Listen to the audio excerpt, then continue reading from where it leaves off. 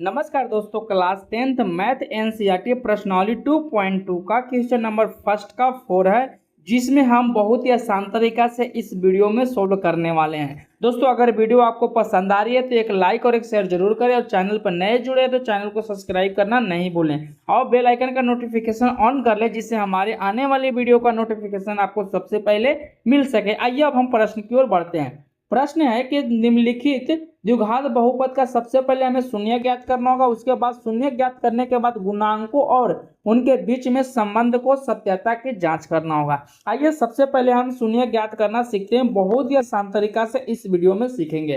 तो सबसे पहले दोस्तों हमें क्या कर लेना है, आपको इस तरह से इक्वेशन को लिख लेना है। 4u² प्लस 8u आपको लिख लेना है, बराबर में हमने 0 बोले थे दोस्तों कि जब भी शून्य ज्ञात करने के लिए कहा जाए आपको बराबर में 0 लिख लेना है। दोस्तों यहाँ पर लिखेंगे 4u², ये प्लस में उधर जाने के बाद क्या होगा, माइनस में 8u होगा। दोस्तों यहाँ से 8u आपको कट गया एक, तो बचा यहाँ पर 4u माइनस में आपका 8 बच गया। अगर दोस्तों यहाँ पर देखें 4 में 2 से गुना करेंगे, यानी 100 डिवाइड करेंगे तो कितना आएगा 2, तो u का मान आपको यहाँ पर 2 आ गया। तो दोस्तों आपको पता होना चाहिए कि जब भी शून्य का द्विघात समीकरण होता है उसका शून्य क्या होगा, 2 होता है। तो एक का आपको यहाँ पर देख सकते हैं, आपको यहाँ पर -2 है और एक का मान है कि यहाँ पर हमने 0 लिख लिया। तो इसी को हमने मान लिया अल्फा -1/2 और बीटा को हमने मान लिया यहाँ पे 2, हमने यहाँ पर 0 मान लिया, क्योंकि हम जानते हैं कि द्विघात समीकरण में उसका शून्य का 2 होता है। हमें तो एक ही पता हुआ है ना, तो दूसरा हमने क्या मान लिया, 0 मान लिया। अब यहाँ से हमें क्या करना है, संबंध को सत्यापित यानी कि सत्यता की जांच करना है। तो सबसे पहले हम लिखेंगे उसी तरह से कि जो हमने लिखा है, लिखेंगे अब यहाँ पर लिखेंगे अब यहाँ पर लिखेंगे अब a बराबर b बराबर और c बराबर हमें निकालना है। तो a का मान तो आपको 4 होगा, b का भी मान 8 होगा और c का मान आपको 0 होगा, क्योंकि कांस्टेंट नहीं दिया है तो हम उसको 0 मान लेंगे। अब हमें जांच करना है, तो लिखेंगे जांच। अब यहाँ से हमने जांच लिखा और जांच लिखने के बाद हम यहाँ पे सोल्व करना शुरू करेंगे। तो सबसे पहले हम लिखेंगे alpha plus beta. Alpha plus beta का मान क्या होता है, माइनस में b/a। तो अब इधर लिख लेंगे अल्फा इंटू बीटा बराबर में c/a। तो दोस्तों यहाँ पर हमें पता है कि अल्फा इंटू बीटा का मान क्या है। तो अल्फा का मान आप यहाँ पर देख रहे हैं कि -2 है और बीटा का मान हमने 0, क्योंकि अब देखिए यहाँ पर हमने लिया है कि अल्फा का जो मान है, अल्फा का -2 और बीटा बराबर 0।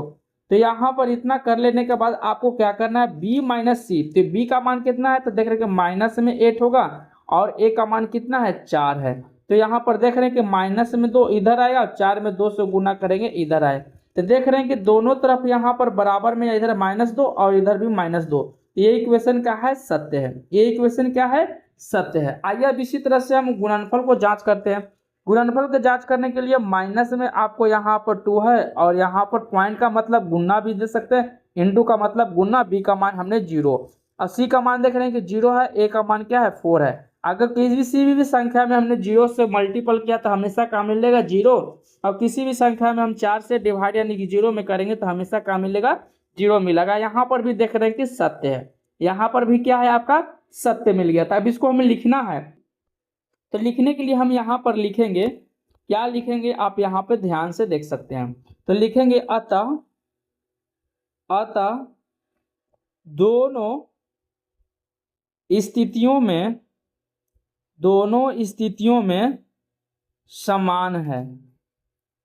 समान संबंध है, ऐसे भी लिख सकते हैं, समान संबंध है। तो दोस्तों ये था एक्सरसाइज 2.2 का क्वेश्चन नंबर फर्स्ट का 4 और बहुत ही आसान ये प्रश्न था। तो दोस्तों वीडियो आपको पसंद आई है तो एक लाइक और एक शेयर जरूर करें और चैनल पर नए आए हैं तो नए चैनल को सब्सक्राइब करना नहीं भूलें। एक सब्सक्राइबर आपके लिए, मेरे लिए बहुत ही उपयोगी होगा। तो मिलते हैं अगले पार्ट में इसी एक्सरसाइज का 2.2 के क्वेश्चन नंबर 5 का। तो आप पढ़ते रहिए, मुस्कुराते रहिए और खेलते रहिए। जय हिंद, जय भारत।